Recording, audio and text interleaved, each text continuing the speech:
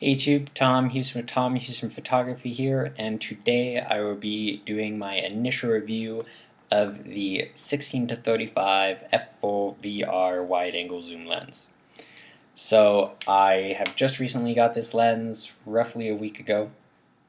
I have used it a little, enough that I can give you my initial thoughts and opinions on the actual lens itself and how well it is performing thus far. However, I will make another video in the future on a later date when I have used it more, and preferably when I have used it more when I get a full frame camera, which will be soon enough. So thus far, it has been a great lens. So I will first go over the lens. So it is a little longer than I thought it was going to be. It's quite a long lens. However, it is lighter than I thought it was going to be, which is always nice. It is replacing my 17 to 55 DX f2.8 lens, which is quite heavy, just because how short and beefy it is. And it is a 2.8 lens, which is probably why this one is a little lighter. It is an f4 lens, so you don't need as big and as heavy of glass in your lens to have an f2.8 lens, so this being an f4 will make it a little lighter. Also, it doesn't have quite the same build quality as I thought it should, like compared to most of my lenses. It is a little plasticky feeling. However, after using it for a bit, it does feel a little more sturdy. However, it's not quite where I thought it should be, but that won't have any effect on your photos. And that is one compromise with having a lighter lens. But I am sure that Nikon has built this thing to be a tank and will take whatever you throw at it, so I wouldn't worry too much about that.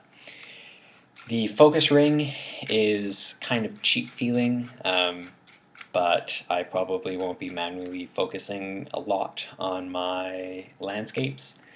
And the zoom ring is fine, nothing to really comment on. And both, it's IF, so it has internal focusing, so the lens bevel doesn't move, as well as with the zoom, it is all internal, which is nice because you won't pull in any moisture or dust into the lens with the bevel extending. It has its manual autofocus switch and the VR switch. It does have VR. Most people would argue that VR is useless for a landscape lens. However, they also said that about macro lenses, and I have the 105mm macro, and it is amazing. Every time I don't have my tripod, I can't just throw my hands in the air and say that I can't do proper macro because I don't have a tripod. Hopefully, I don't have that situation too much during my landscapes, but if I am ever out and I don't have my tripod and need to use a slow shutter speed for whatever reason, I know this thing can handle it, which is great. So I will have it rather than not having it.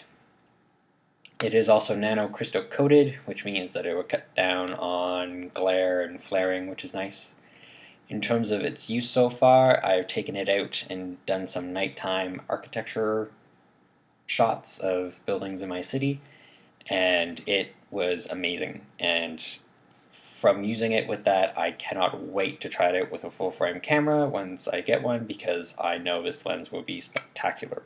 So I'm greatly looking forward to using this lens more, as well as on a full frame camera when I get it.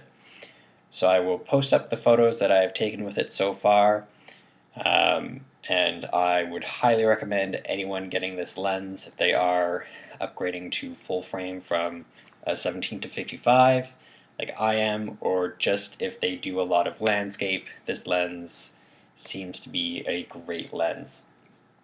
However, I will do a more comprehensive review of this lens when I have used it more, as well as when I'm using it on a full frame body like it was built to be used on. So with that, I will go. So I hope you enjoyed this video. I hope it helped. If you have any comments or questions, toss them below, and I will keep you guys posted on how this lens performs. Cheers.